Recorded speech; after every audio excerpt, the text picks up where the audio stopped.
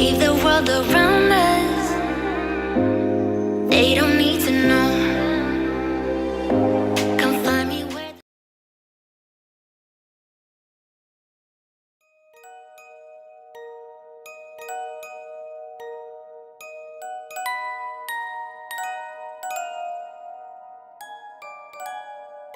Rory Hayes adalah seorang gadis yang lahir dari orang tua tunggal bernama Shannon Dion. Tumbuh bersama seorang ibu tidak membuat Rory kekurangan kasih sayang dari orang tuanya. Orang-orang terdekatnya menggambarkan Rory sebagai gadis pintar dan baik. Di sekolahnya, Rory dikenal sebagai murid yang ulet dan rajin. Bahkan, pada tahun 2013, dia pernah memenangkan sebuah penghargaan bernama Cadet of the Year.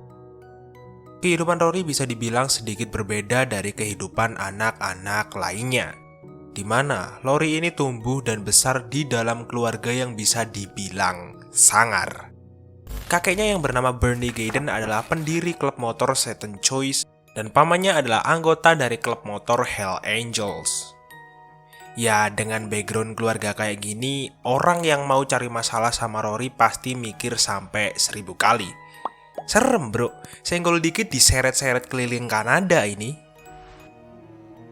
Tetapi, segala keindahan di hidup Rory tiba-tiba lenyap dan berubah 180 derajat karena pengaruh narkoboy.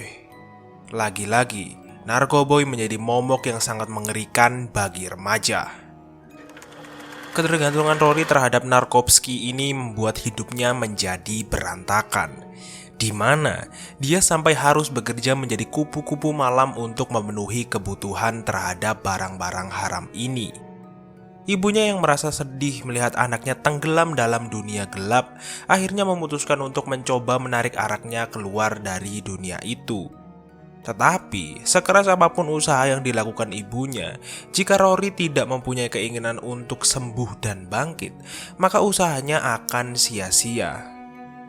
Setelah berjuang habis-habisan melawan adiksinya, pada usianya yang ke-17 tahun, Rory secara pelan tapi pasti mulai bangkit, di mana dia bisa membeli apartemennya sendiri, memulai kembali pendidikannya yang tertunda, dan menemukan belahan jiwanya.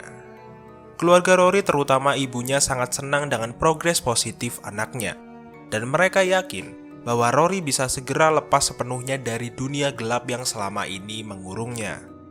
Tetapi, kebahagiaan mereka tidak berlangsung lama, karena beberapa bulan kemudian, Rory tiba-tiba menghilang bak di telan bumi.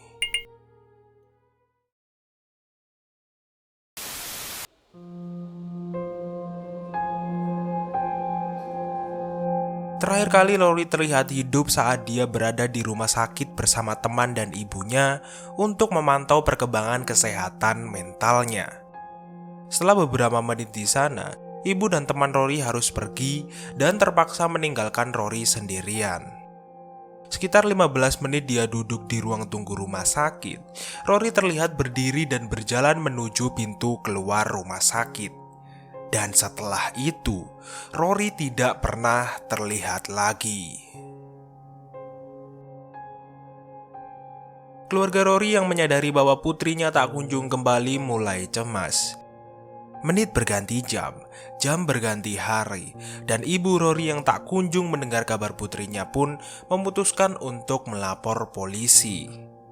Sebenarnya, orang pertama yang melaporkan hilangnya Rory adalah terapisnya.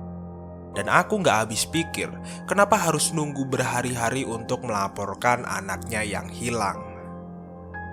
Pencarian intensif pun dilakukan oleh keluarga dan teman-teman Rory ke penjuru kota. Menurut beberapa orang, Rory ini memang sengaja menghilang dan tidak mau ditemukan karena beberapa alasan. Tetapi, hal ini langsung dibantah oleh ibu Rory. Karena dia mengenal betul putrinya, dan dia yakin bahwa putrinya tidak akan melakukan hal ini. Firasat Shannon saat itu mengatakan bahwa sesuatu yang tidak mengenakan telah terjadi kepada putrinya.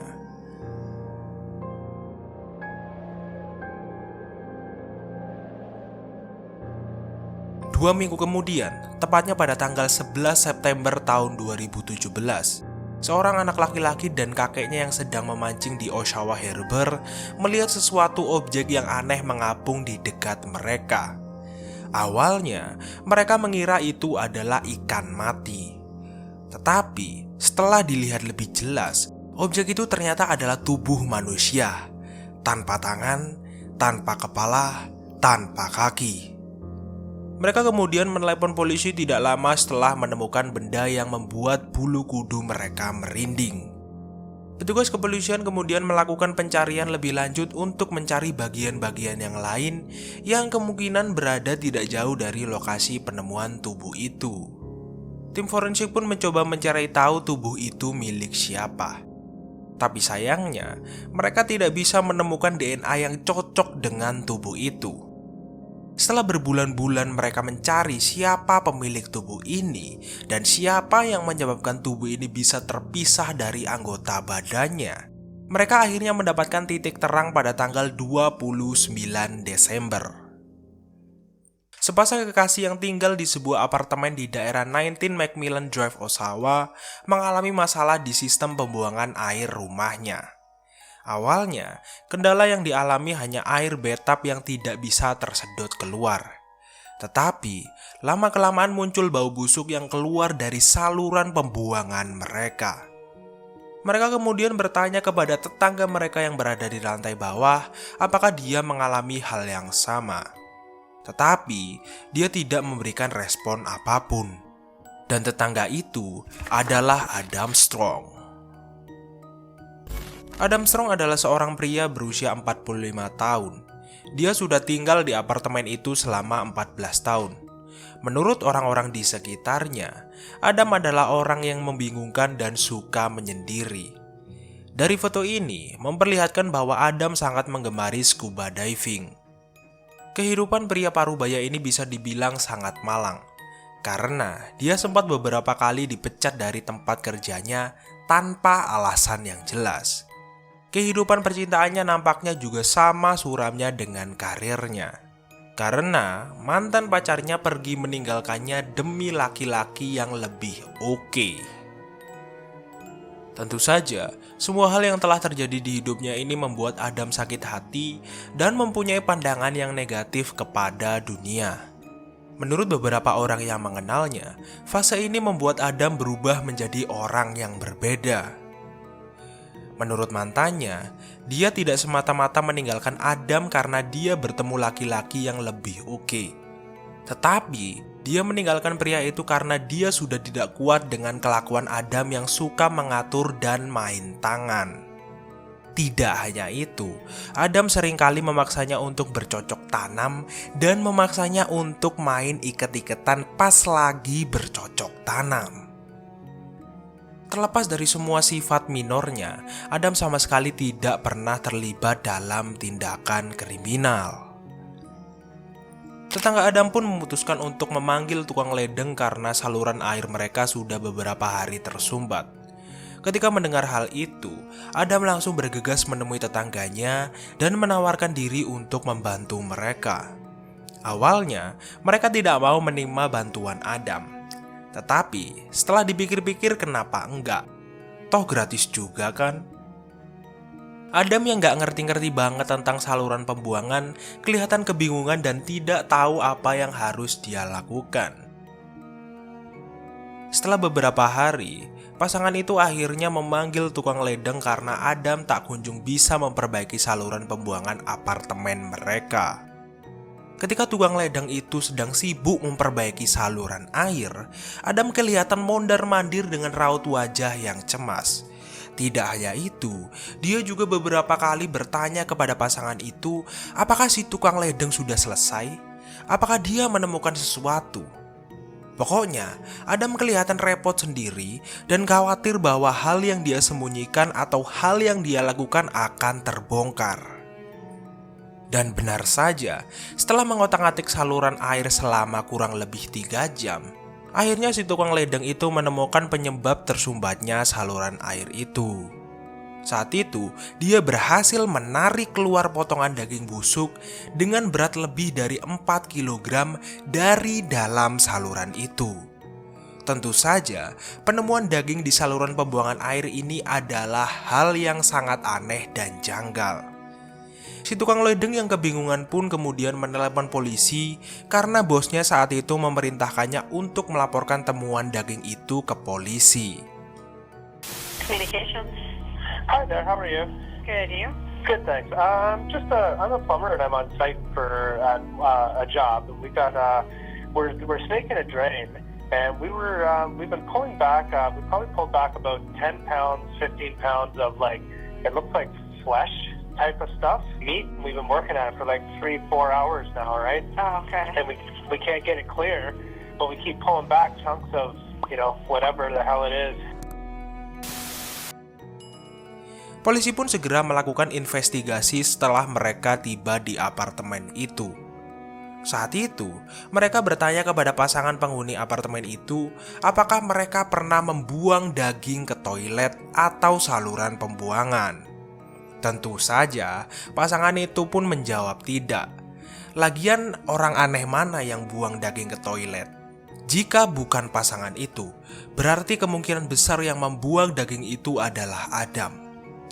Petugas polisi kemudian menanyai Adam apakah dia pernah membuang daging ke toilet. Bukannya menjawab iya atau tidak, Adam malah mengangkat kedua tangannya dan berkata, "Oke, kalian menangkap bahasa aku. Itu adalah bagian tubuh manusia. Kalau kalian mau tahu di mana sisanya, itu ada di dalam freezerku dan mungkin dia sudah mencair." Tentu saja, polisi yang mendengar hal ini langsung terkejut. Ketika mereka masuk ke dalam apartemen Adam, mereka mendapati apartemen pria itu dalam keadaan yang sangat amburadul dan sangat bau. Beberapa bagian lantai apartemen itu dipenuhi dengan cairan yang mempunyai harum yang istimewa. Kamar mandinya sudah dalam keadaan yang carut-marut, di mana toilet kamar mandi itu sudah dicopot paksa. Dan ketika mereka membuka freezer yang disebutkan Adam, mereka melihat beberapa kerangka tubuh wanita yang sudah terpisah-pisah dan kepalanya ditemukan dalam keadaan terbungkus kantong kresek. Setelah dilihat lebih teliti, di leher wanita itu terdapat tato yang mirip dengan tato milik Rory. Untuk memastikan bahwa itu Rory atau bukan, tim forensik pun membandingkannya dengan DNA Rory. Dan hasil yang keluar mengatakan bahwa DNA tubuh itu sama persis dengan DNA Rory. Kengerian ini tidak berhenti di sini saja, karena tim forensik mengatakan kalau Rory meninggal dalam keadaan mengandung. Beberapa bukti lain yang ditemukan di apartemen itu adalah sepatu yang ditemukan terbungkus kresek dengan keadaan sudah berlumur darah, dinding dan atap yang terdapat bercak darah, beberapa jenis sex toys, berbagai macam pisau, alat peledak, dan palu yang terdapat DNA Rory, yang kemungkinan ini adalah palu yang digunakan Adam untuk melenyapkan Rory. Adam langsung ditangkap setelah penemuan bukti-bukti ini. Tapi, karena tidak adanya bukti yang bisa membuktikan bahwa Adam adalah orang yang telah mengakhiri Rory, dia hanya didakwa atas perusakan jasad atau interference of dead body. Sebetulnya, aku nggak tahu arti yang tepat untuk interference of dead body. Jadi, kalau kalian tahu arti yang tepatnya apa, kalian bisa menulisnya di kolom komentar. Oke, kita lanjut. Ketika diinterogasi, Adam sangat tidak kooperatif dan menolak untuk menjawab pertanyaan yang diajukan kepadanya. Alhasil, penyelidik tidak bisa mendapatkan informasi apapun darinya. Meskipun tidak mendapatkan informasi apapun, bukti yang terkumpul sudah lebih dari cukup untuk membuat Adam dipenjara sembari menunggu persidangannya. Penyidik yang masih sangat tidak puas terus melakukan penyelidikan terhadap kasus ini.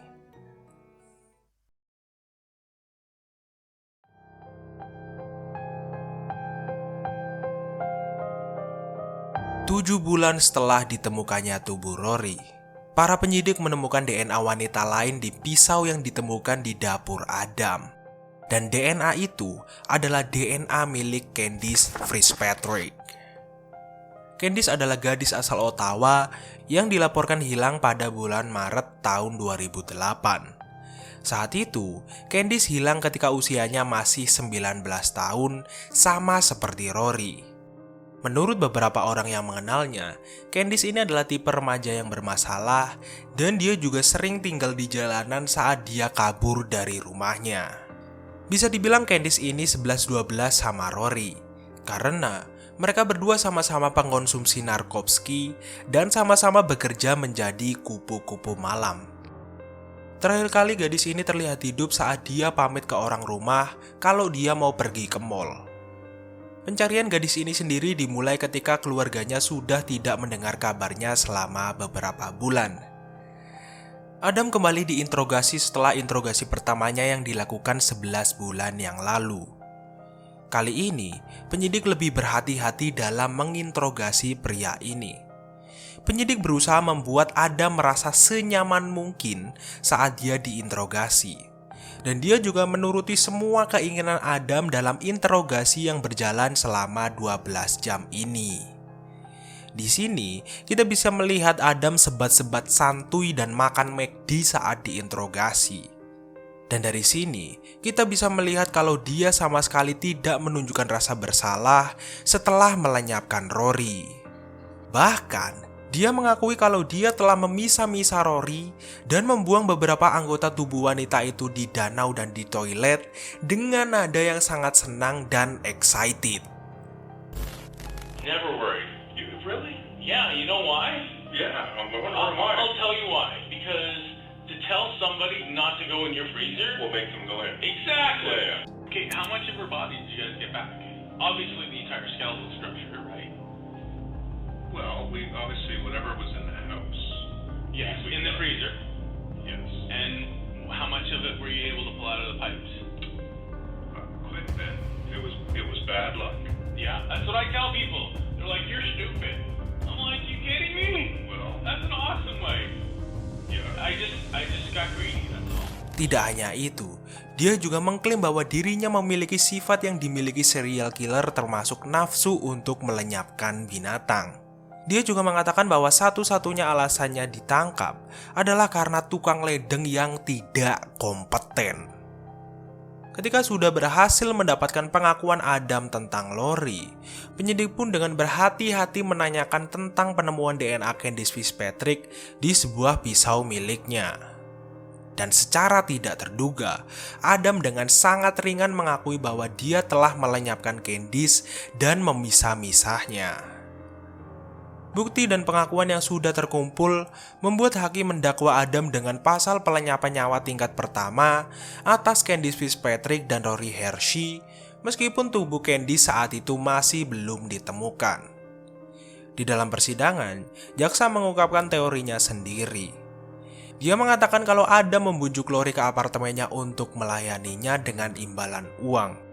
Dan ketika dia sudah masuk ke apartemen Adam langsung mengikat Rory dengan alat bedesemnya, lalu memukuli Rory dengan palu. Meskipun di kepala Rory ditemukan beberapa luka lebam, Adam menyangkal kalau gadis itu meninggal karena dipukuli. Jaksa kemudian mengklaim bahwa Adam telah memisah-misah Rory dan membuang tubuhnya di Joshua Lake. Teori ini diperkuat dengan data HP Adam yang tercatat berada di dekat danau itu pada tanggal 4 September. Setelah membuang Rory di Joshua Lake, dia menunggu beberapa bulan untuk mencop tubuh Rory dan membuangnya ke toilet. Tim pembela kemudian mengcounter asumsi yang dikatakan jaksa. Saat itu, tim pembela Adam mengatakan bahwa tidak ada bukti yang kuat yang bisa membuktikan kalau Adam telah melenyapkan Rory dan mungkin Rory meninggal karena OD. Saat perdebatan yang sangat sengit sedang berlangsung, Adam terlihat sangat terhibur dengan pertunjukan ini sampai-sampai dia terlihat beberapa kali tersenyum. Singkat cerita, Adam akhirnya divonis bersalah atas kasus pelenyapan nyawa Rory Hershey. Tapi sayangnya, saat itu dia dinyatakan tidak bersalah atas kasus pelenyapan Candice Fitzpatrick. Beberapa tanggapan pun keluar dari keluarga para korban setelah vonis Adam. Saudari Candice mengatakan bahwa Adam telah merenggut banyak sekali pengalaman dari Candice. Ayah Candy saat itu juga menyatakan kekecewaannya kepada pengadilan karena Adam dinyatakan tidak bersalah atas kasus kematian Candice. Pada tanggal 21 April tahun 2021, Adam dijatuhi hukuman seumur hidup penjara dengan minimum 25 tahun penjara. Dia juga menerima tambahan 18 tahun atas kasus pelenyapan nyawa Candice. Pada bulan Februari tahun 2022, Adam secara tidak terduga memberitahu sipir penjara tentang lokasi tubuh Candice. Setelah mendengar hal itu, polisi kemudian membawa Adam ke lokasi yang dikatakannya. Ternyata, dia mengubur tubuh Candice di sekitar Sacreto Drive dan Britannia Avenue East. Dan akhirnya, setelah 14 tahun, keluarga Candice bisa mengetahui di mana lokasi putrinya. Dan penyidikan atas kasus kematian Candice sampai saat ini masih berlangsung.